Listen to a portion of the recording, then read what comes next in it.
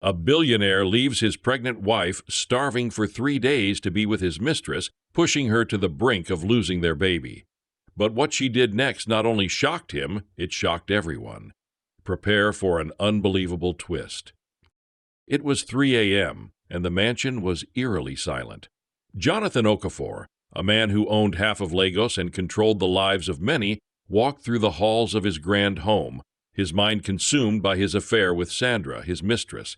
He glanced at his phone, where her name blinked across the screen. Another message.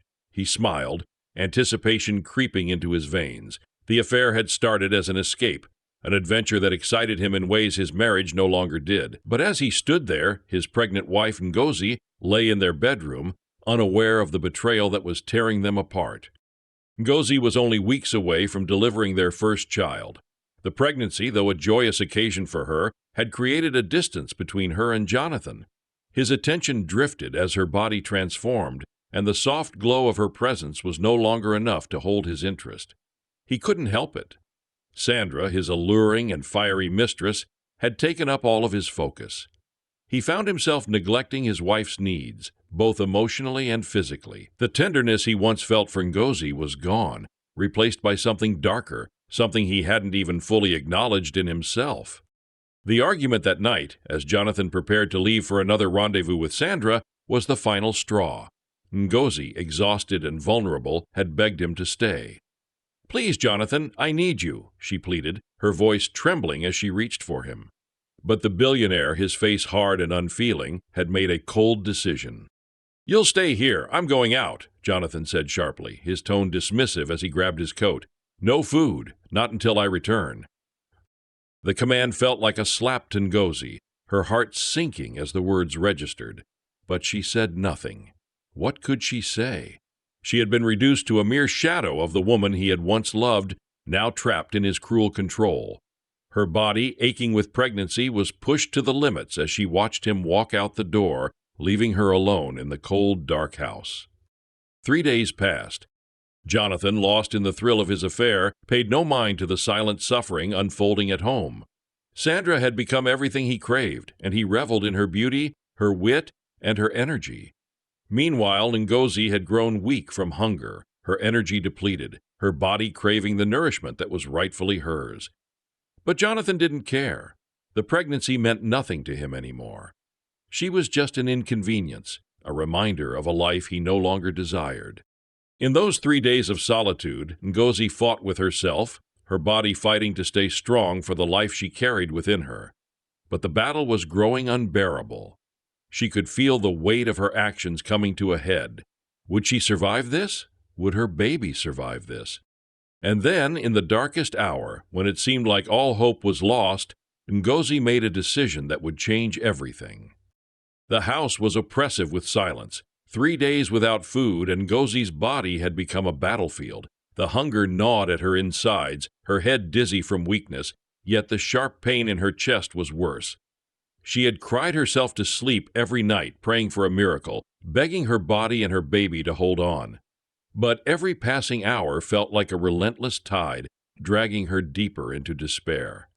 Jonathan hadn't returned, and the calls she made to him went unanswered. It was as if she no longer existed in his world, replaced by Sandra, the woman he had chosen over her.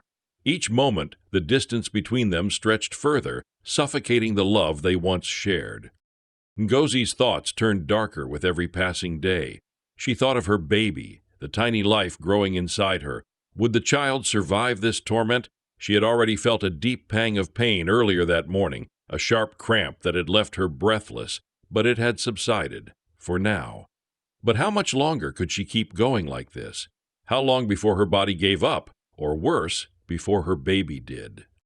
The mansion, once a symbol of their success and happiness, felt like a prison. The walls closed in around her, the air thick with the weight of Jonathan's betrayal.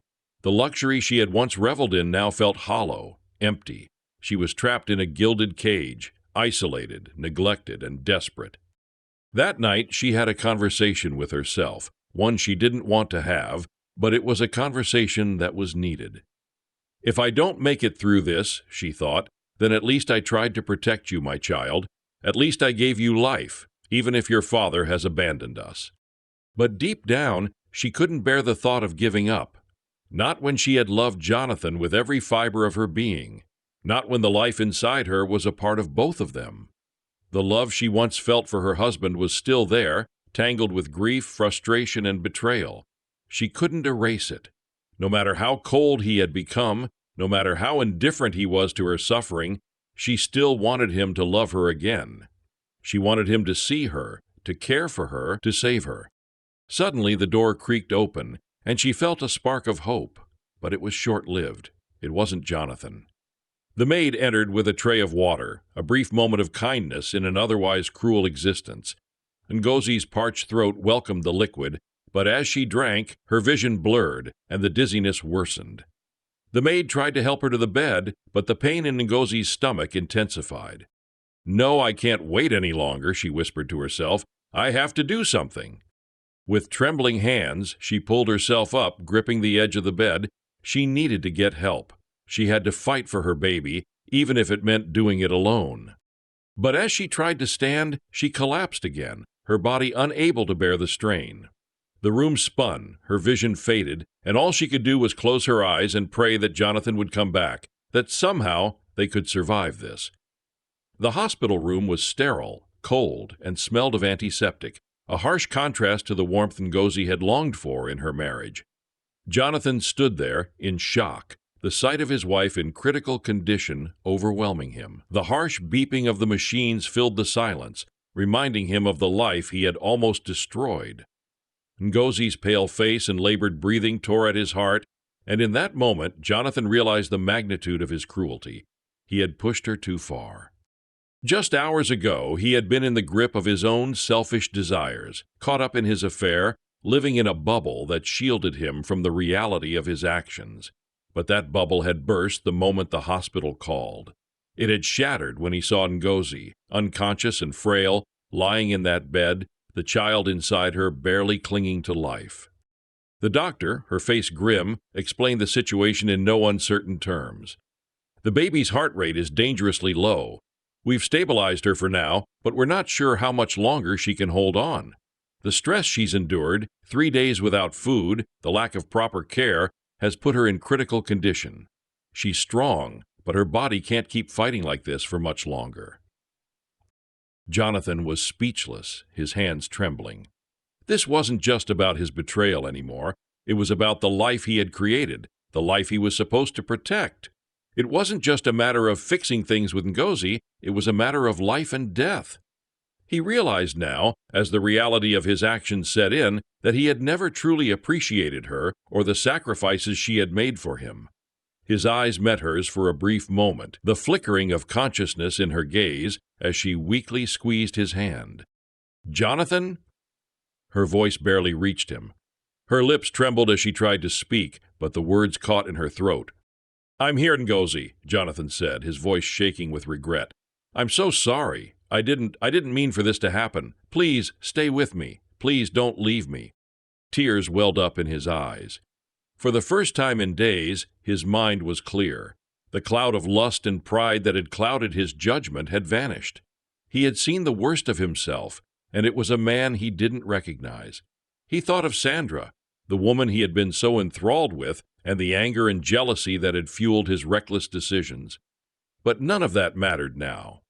What mattered was the woman lying in front of him, the woman he had vowed to love, the woman who was carrying his child. Ngozi, despite the exhaustion, lifted her hand weakly and placed it over his.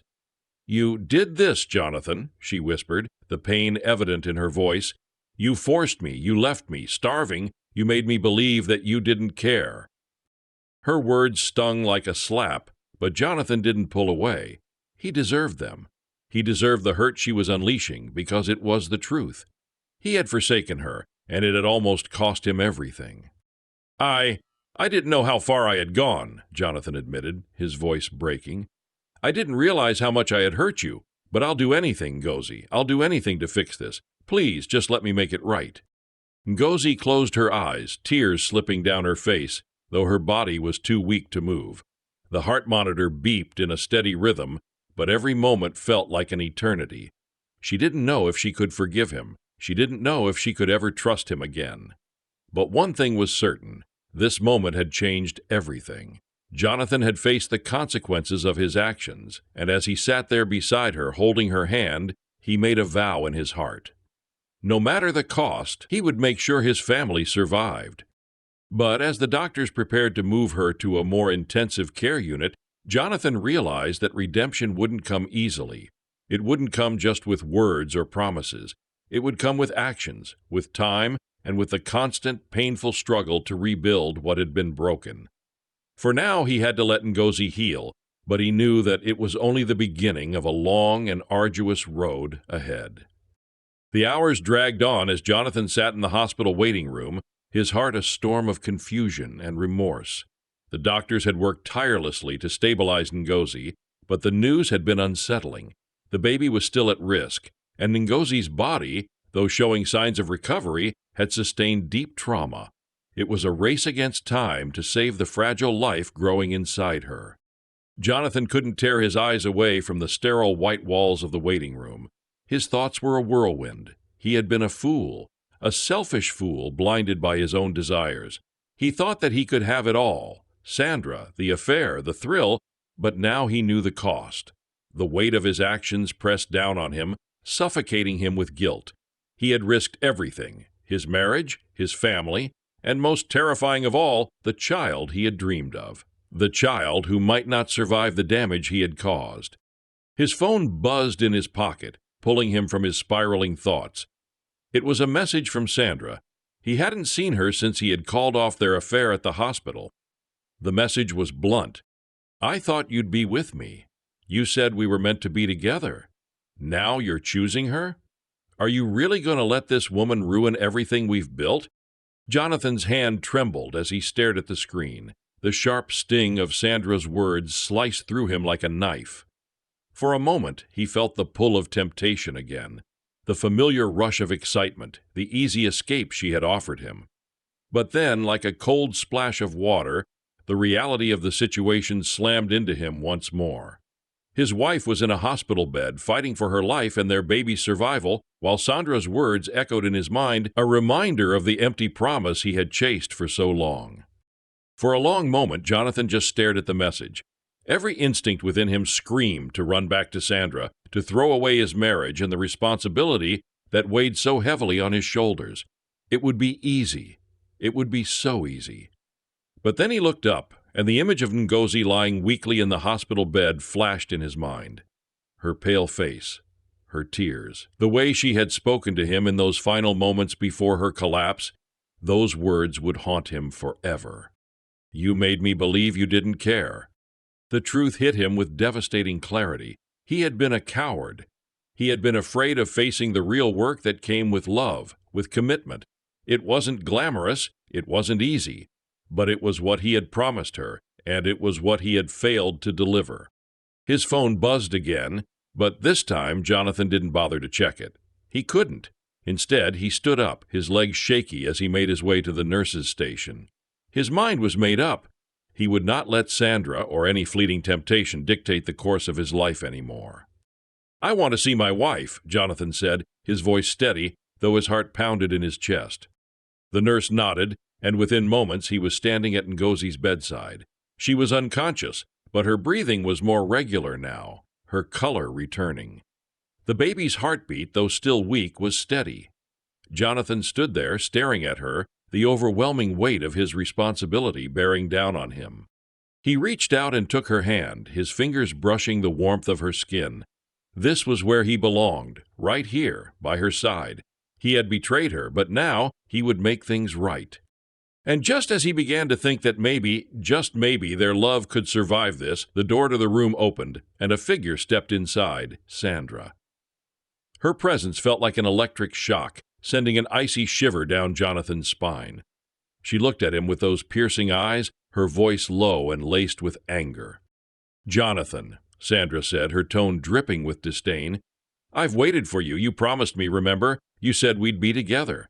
Jonathan froze, the moment hanging between them like a knife ready to drop. It was a choice he had to make now, in this moment, and there was no turning back. Would he go to Sandra, the woman who had been a temporary escape from his reality, or would he stay with Ngozi, the woman who had carried his child and trusted him with everything. The room felt suffocating as the weight of his decision hung in the air. And for the first time, Jonathan knew that his choice would define him, for better or worse.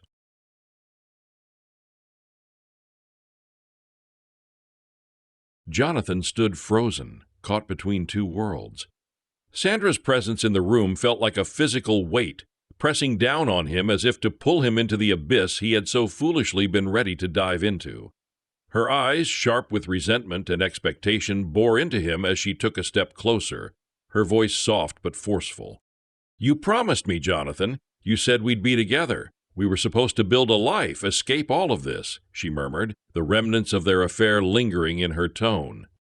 Jonathan's heart raced as the tension in the room escalated, the soft beeping of the machines, the steady rhythm of Ngozi's breath, the soft scent of antiseptic. It all felt like a cruel reminder of the choices he had made.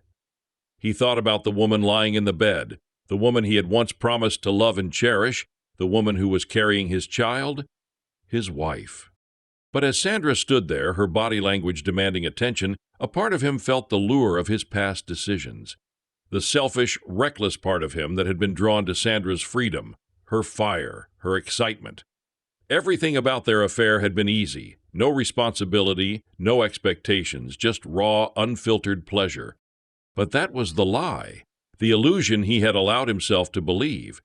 Looking at Sandra, Jonathan saw the truth. She was a mirror of everything he had discarded. She was the escape, the distraction, the momentary thrill, but she wasn't the woman he had married. She wasn't the mother of his child. She didn't carry his legacy.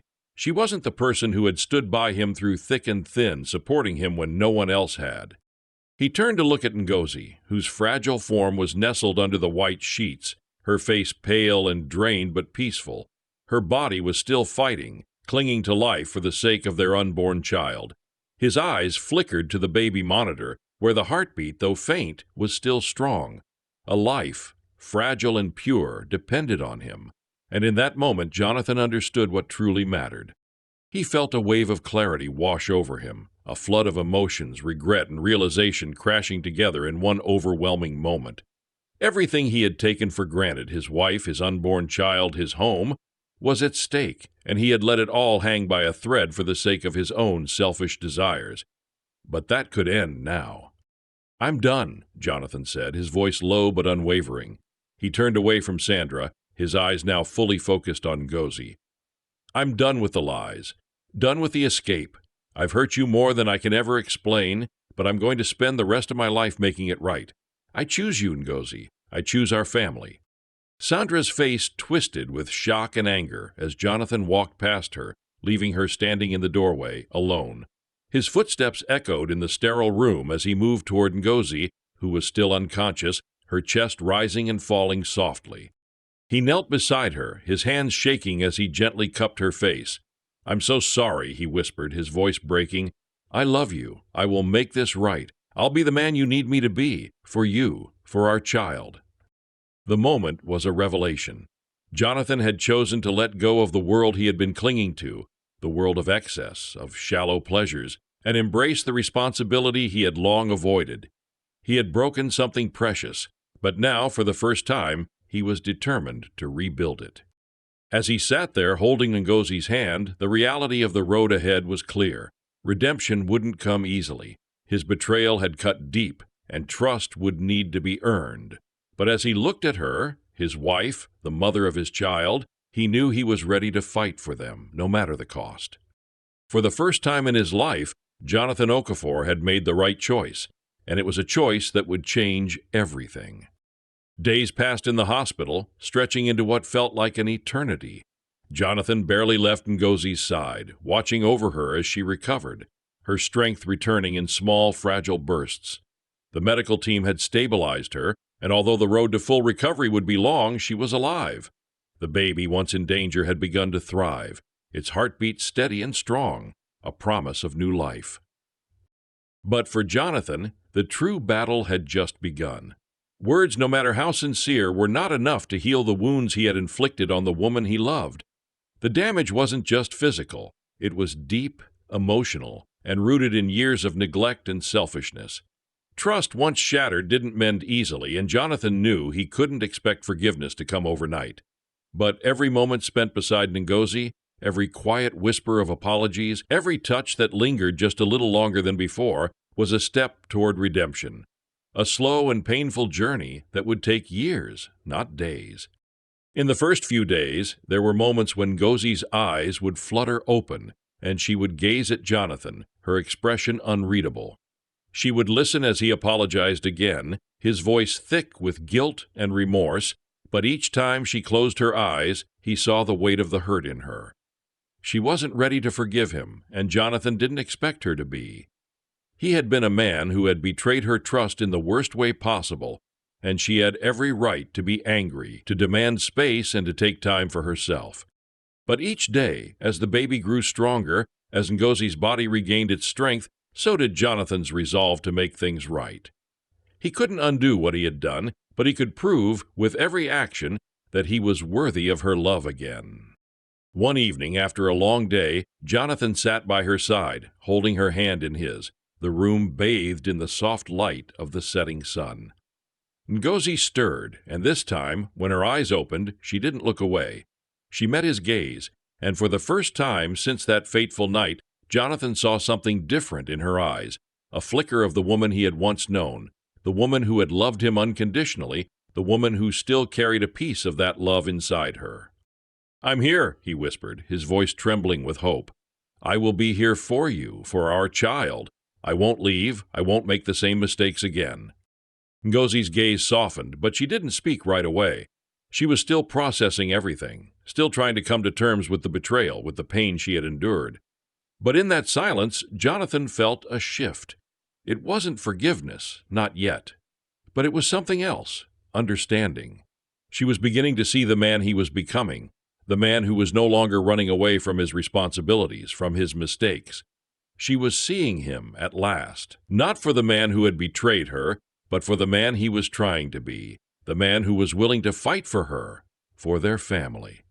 Weeks passed, and as Ngozi's health continued to improve, so did their relationship. Jonathan was patient, slowly rebuilding the trust he had broken. They talked, they cried. They took small steps toward healing, knowing it would be a long, hard road, but they were on it together. The day Ngozi was discharged from the hospital, Jonathan helped her into the car, her hand firmly in his. As they drove home, the baby kicking gently inside her, Jonathan knew that this was just the beginning. He had learned a hard, painful lesson. Love was not about luxury or ease. It was about sacrifice, commitment, and unwavering support. The road ahead would not be perfect. There would be bumps, setbacks, and moments of doubt. But Jonathan had made a choice, and it was a choice he would live with forever. He would spend the rest of his life proving to Ngozi and to their child that he was worthy of their love. And as they drove through the streets of Lagos, the sun setting on a new chapter in their lives, Jonathan realized that the greatest redemption wasn't in erasing his mistakes.